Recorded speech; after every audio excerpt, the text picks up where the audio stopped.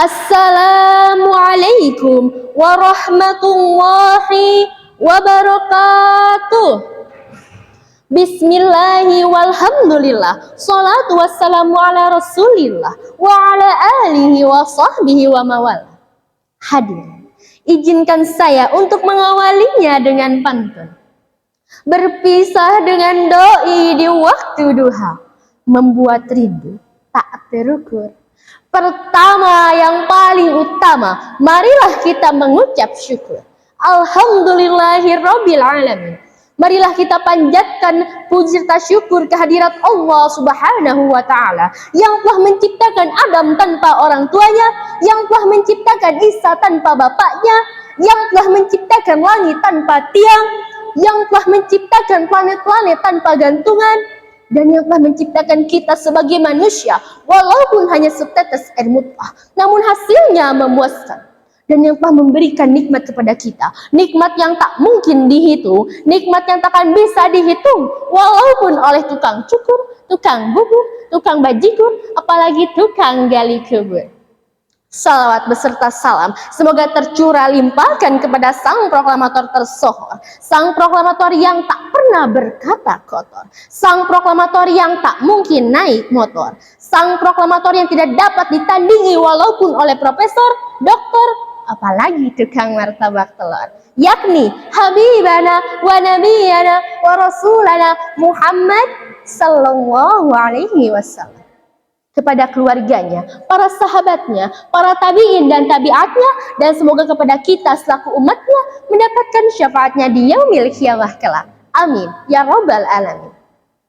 Yang terhormat Bapak Ibu Dewan Juri yang arif dan bijaksana, hadirin wal hadirat yang Allah muliakan. Hadirin rahimakumullah. Saat ini kita telah sampai pada era kebangkitan agama. Agama yang semula diprediksi oleh banyak ilmuwan sosial akan mengalami kebangkrutan seiring dengan perkembangan modernisasi dan industrialisasi. Ternyata justru tampil menjadi elemen yang maha penting dan merasuk dalam sendi kehidupan masyarakat.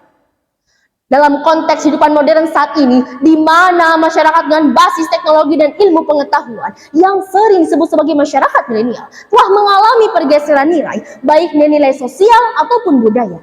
Umpamanya saja nilai kebersamaan yang selama ini menjadi ciri khas pergaulan sosial kita, sedikit demi sedikit sudah mulai hilang digantikan oleh sikap individualistik dan egoistik.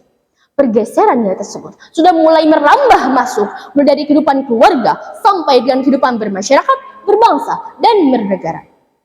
Secara struktur kemasyarakatan, Indonesia adalah masyarakat yang plural dan beragam, baik secara etnis, ada suku Melayu, suku Batak, dan suku yang lainnya sehingga menjadi suku besar di tanah air. Adapun dari segi bahasa, ada Sunda, Jawa, Padang, dan bahasa-bahasa daerah lainnya menyatu padu menjadi satu yang tersebar di beribu-ribu pulau yang dihuni oleh masyarakat Indonesia dari Sabang sampai Merauke. Dan begitu pun dari segi agama, terdapat sejumlah agama dan sejumlah sistem kepercayaan lokal yang tersebar di seluruh pelosok tanah air. Semua itu memerlukan adanya suatu sistem yang dapat menjamin konsistensi atau kerjasama dalam kemajemukan. Masyarakat majemuk merupakan rahmat dari Allah Subhanahu wa taala dan merupakan sunnatullah atau ketetapan dari Allah sebagaimana firman Allah Subhanahu wa taala dalam Quran surat Al-Hujurat ayat 13 yang berbunyi, A'udzu billahi minasyaitonir rajim. Ya ayyuhan nasu inna khalaqnakum min zakarin wa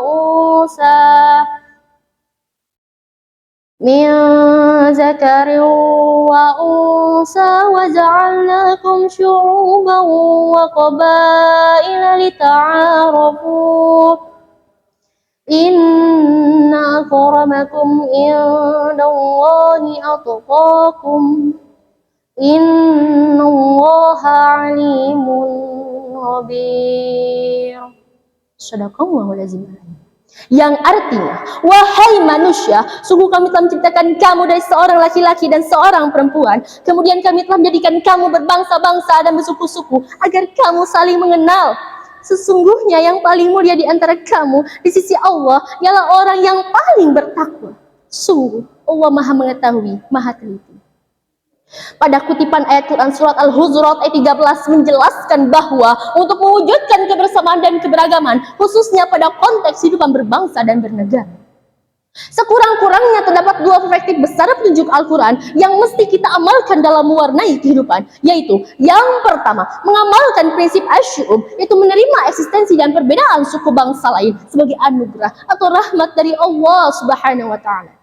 Kedua, nadari al-nadha, yaitu merupakan eksistensi kemanusiaan, bahwa manusia diciptakan Allah Subhanahu wa Ta'ala untuk memiliki kesamaan hak satu sama lain. Selain dalam kajian ahli para sosiologi, Indonesia disebut sebagai masyarakatnya pluralistik. Kata ini diartikan sebagai masyarakat majemuk atau plural society. Berdasarkan petunjuk Al-Quran, pluralisme atau keberagaman sangat penting artinya, terutama dalam semangat persatuan dan kesatuan bangsa. Keberagaman merupakan potensi strategis untuk mewujudkan pembangunan dan sekaligus sebagai rahmat dari Allah Subhanahu wa Ta'ala. Hadirin yang berbahagia, mari bersama-sama meningkatkan usaha dan mensinergikan berbagai aspek sosial kemasyarakatan dan meletakkan keragaman sebagai peluang, bukan sebagai ancaman. Keberagaman merupakan kekuatan atau energi untuk membangun kebersamaan. Dengan adanya kebersamaan, tercipta peluang atau kesempatan untuk mengekspresikan diri, hidup berdampingan dan bekerja sama antar kelompok masyarakat. Dengan demikian, keragaman dalam kebersamaan dapat terwujud di tengah masyarakat multikultur seperti Indonesia yang kita cintai. Demikian pidato yang dapat saya sampaikan. Mohon maaf apabila terdapat kesalahan dan kekhilafan. Saya akhiri dengan wassalamualaikum warahmatullahi wabarakatuh.